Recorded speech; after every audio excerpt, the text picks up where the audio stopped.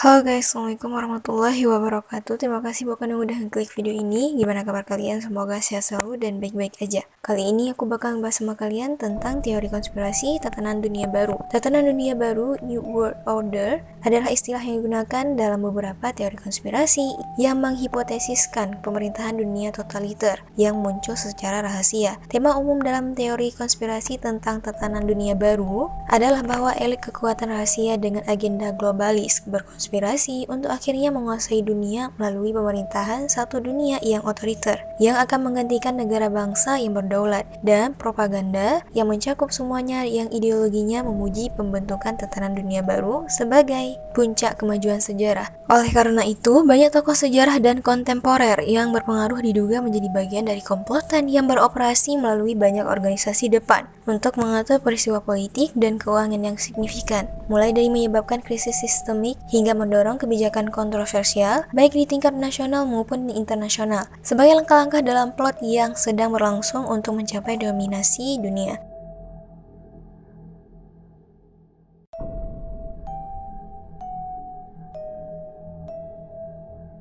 Sebelum awal 1190-an, teori konspirasi tata dunia baru terbatas pada dua budaya tandingan Amerika, terutama kelompok kanan yang secara militan anti pemerintah, dan yang kedua adalah bagian dari agama Kristen fundamentalis yang peduli dengan kemunculan antikristus di akhir zaman, yang mempelajari teori konspirasi dan ekstremisme agama seperti Michael Barkun dan Chip Berlet, mengamati bahwa teori konspirasi populis sayap kanan tentang tata dunia baru tidak hanya dianut oleh banyak pencari pengetahuan yang terstigma, tetapi juga telah menyusup ke dalam budaya populer, sehingga memicu lonjakan minat dan partisipasi dalam survivalisme dan paramiliterisme, karena banyak orang secara aktif mempersiapkan diri untuk skenario apokaliptik dan milenarian. Ilmuwan politik ini memperingatkan bahwa histeria massa atau teori konspirasi tata dunia baru pada akhirnya dapat memiliki efek yang menghancurkan pada kehidupan politik Amerika, mulai dari meningkatnya terorisme serigala tunggal hingga bangkitnya kekuasaan demagogol ultranasionalis otoriter. Dan ada banyak teori konspirasi sistemik yang menjadi dasar pandangan terhadap konsep tatanan dunia baru.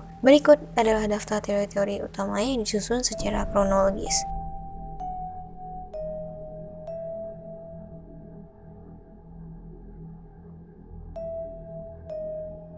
Akhir waktu, sejak abad ke-19 banyak ahli eskatologi Kristen milenial apokaliptik, dimulai dengan John Nelson Darby, telah meramalkan konspirasi globalis untuk memaksakan struktur pemerintahan tata dunia baru yang tiranik sebagai penggenapan nubuat tentang akhir zaman dalam Alkitab, khususnya dalam kitab Yehezkiel, kitab Daniel, Wacana Zaitun, dan ditemukan dalam Injil Sinoptik. Mereka mengklaim bahwa orang-orang yang telah membuat kesepakatan dengan iblis untuk mendapatkan kekayaan dan kekuasaan telah menjadi pion dalam permainan catur supernatural untuk menggerakkan umat manusia agar menerima pemerintahan dunia utopis yang bertumpu pada fondasi spiritual agama dunia sinkretik mesianik, yang kemudian akan mengungkapkan dirinya sebagai kekaisaran dunia distopia yang memaksakan kultus kekaisaran Tritunggal jahat dari setan, antikristus, dan nabi palsu. Dalam banyak teori konspirasi Kristen kontemporer, nabi palsu akan menjadi paus terakhir gereja Katolik, seorang guru dari gerakan zaman baru, atau bahkan pemimpin organisasi Kristen fundamentalis elit seperti Fellowship, sementara antikristus akan menjadi presiden Uni Eropa, khalifah negara pan-Islam, atau bahkan sekretaris jenderal Perserikatan Bangsa-Bangsa.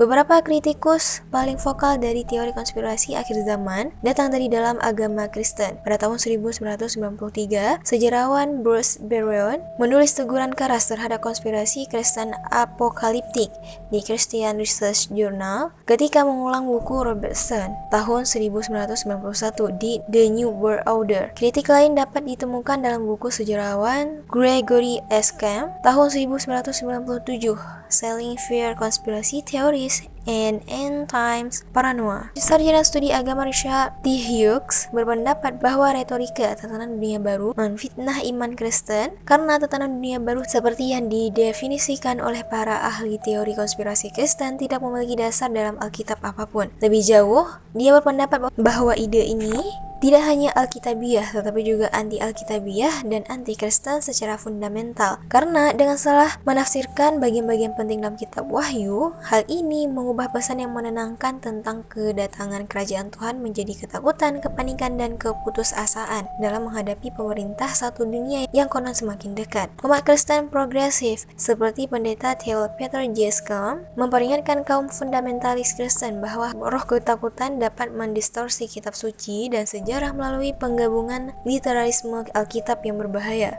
jadwal apokaliptik, demonisasi, dan prasangka yang menindas. Sementara Kim memperingatkan tentang bahaya yang sangat nyata bahwa orang Kristen dapat mengambil beberapa beban spiritual tambahan dengan merangkul teori konspirasi secara mudah. Oleh karena itu, mereka menyuruhkan kepada orang Kristen yang terlibat dengan konspirasi tersebut untuk berobat.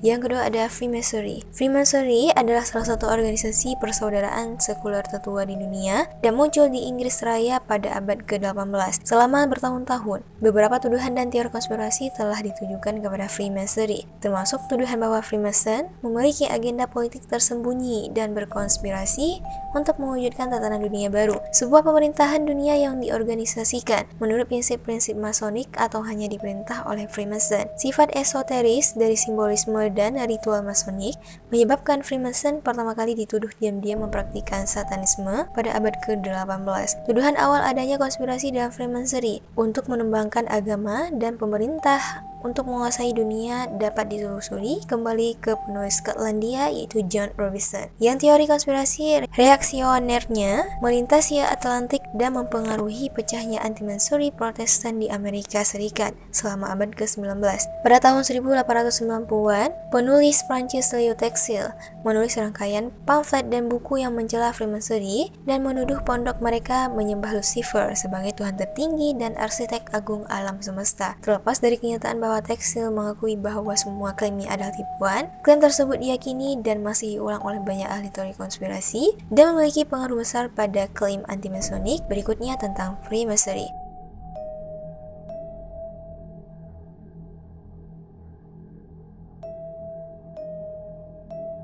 Beberapa ahli teori konspirasi akhirnya berspekulasi bahwa beberapa bapak pendiri Amerika Serikat seperti George Washington dan Benjamin Franklin memiliki desain geometris suci masonik yang dijalin ke dalam masyarakat Amerika, khususnya di lambang negara Amerika Serikat, uang kertas $1 Amerika Serikat, arsitektur, landmark National Mall, dan Jalan Raya Washington sebagai bagian dari rencana induk untuk menciptakan pemerintah masonik pertama sebagai model untuk tatanan dunia baru yang akan datang.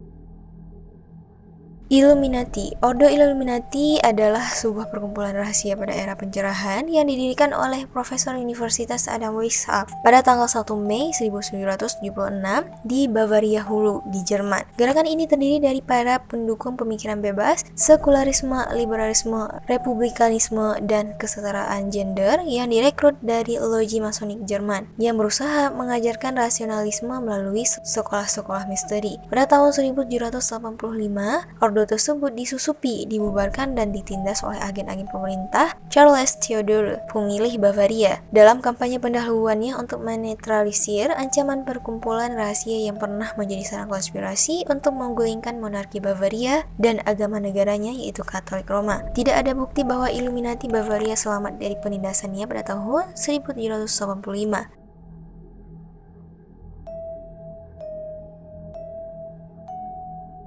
Pada akhir abad ke-18, teori konspirasi reaksioner seperti fisikawan Skotlandia yaitu John Robinson dan pendeta Jesuit Prancis Augustin Perrel mulai berspekulasi bahwa Illuminati telah selamat dari penindasan mereka dan menjadi dalang di balik revolusi Prancis dan pemerintahan teror. Illuminati dituduh sebagai subversives yang mencoba untuk secara diam-diam mengatur gelombang revolusioner di Eropa dan seluruh dunia dengan menyebarkan ide-ide dan gerakan paling radikal dari pencerahan anti klerikalisme, anti-monarki, dan anti-patriarki. Yang ditakutkan oleh para penuduh akan mengarah pada penghancuran tatanan alamiah. Selama abad ke-19, ketakutan akan konspirasi Illuminati merupakan kekhawatiran nyata dari kelas penguasa Eropa. Dan reaksi opresif mereka terhadap kekuatan yang tidak berdasar ini memicu revolusi-revolusi yang ingin mereka cegah pada tahun 1848.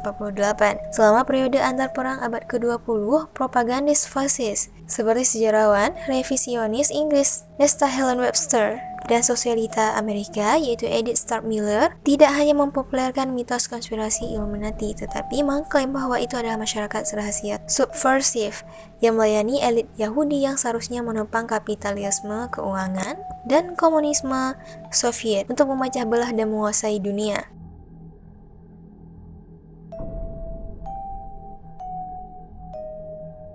Yang terakhir ada meja bundar. Selama paruh kedua abad Kekaisaran Inggris antara tahun 1815 dan 1914, pengusaha Amerika Selatan, kelahiran Inggris, raja tambang dan politikus yaitu Cecil Rhodes, menganjurkan Kekaisaran Inggris untuk mencapau kembali Amerika Serikat dan mereformasi dirinya menjadi federasi kekaisaran untuk mewujudkan negara adikuasa dan perdamaian dunia yang langgeng. Dalam surat wasiat pertamanya yang ditulis pada tahun 1877 pada usia 23 tahun, yang menyatakan keinginannya untuk mendanai sebuah perkumpulan rahasia. Untuk dan demi pendirian, promosi dan pengembangan sebuah perkumpulan rahasia, tujuan dan sasaran sejatinya adalah untuk perluasan kekuasaan Inggris di seluruh dunia, penyempurnaan sistem emigrasi dari Inggris Raya dan kolonisasi oleh rakyat Inggris di semua negeri di mana sumber penghidupan dapat diperoleh dalam negeri, tenaga kerja dan usaha, dan khususnya penduduk oleh pemukim Inggris di seluruh benua Afrika, Tanah Suci, Lembah Efrat, Kepulauan Siprus, dan Kandia, seluruh Amerika Selatan, Kepulauan Pasifik yang sebelumnya tidak dimiliki oleh Inggris Raya, seluruh Kepulauan Melayu, pesisir Cina, dan Jepang. Pemulihan akhir Amerika Serikat sebagai bagian integral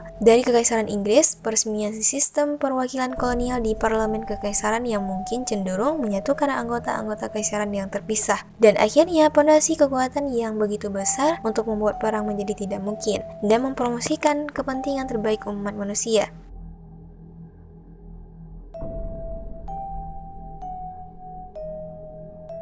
Rhodes juga berfokus pada beasiswa Rhodes yang menjadikan negarawan Inggris Alfred Milner sebagai salah satu wali amanatnya, didirikan pada tahun 1902. Tujuan awal dana perwalian ini adalah untuk membina perdamaian di antara negara-negara besar dengan menciptakan rasa persaudaraan dan pandangan dunia bersama di antara para pemimpin Inggris, Amerika, dan Jerman di masa depan dengan memungkinkan mereka untuk belajar secara gratis di Universitas Oxford. Milner dan pejabat Inggris Lionel George Curtis adalah arsitek gerakan meja bundar, sebuah jaringan organisasi yang mempromosikan persatuan yang lebih erat antara Inggris dan koloni-koloni yang memerintah sendiri. Untuk tujuan ini, Curtis mendirikan Royal Institute of International Affairs pada bulan Juni 1919 yang akan disajikan pada gereja-gereja Protestan sebagai pekerjaan Tuhan Kristen untuk mendapatkan dukungan mereka. Persemakmuran bangsa-bangsa dibentuk pada tahun 1949, tetapi itu hanya akan menjadi asosiasi bebas negara-negara merdeka daripada federasi kekaisaran yang kuat yang dibayangkan oleh Rhodes, Milner, dan Curtis.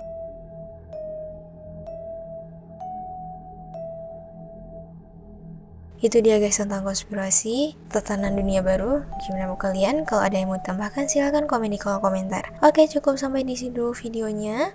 Jangan lupa untuk like, comment, and subscribe. See you guys in next video. Bye bye.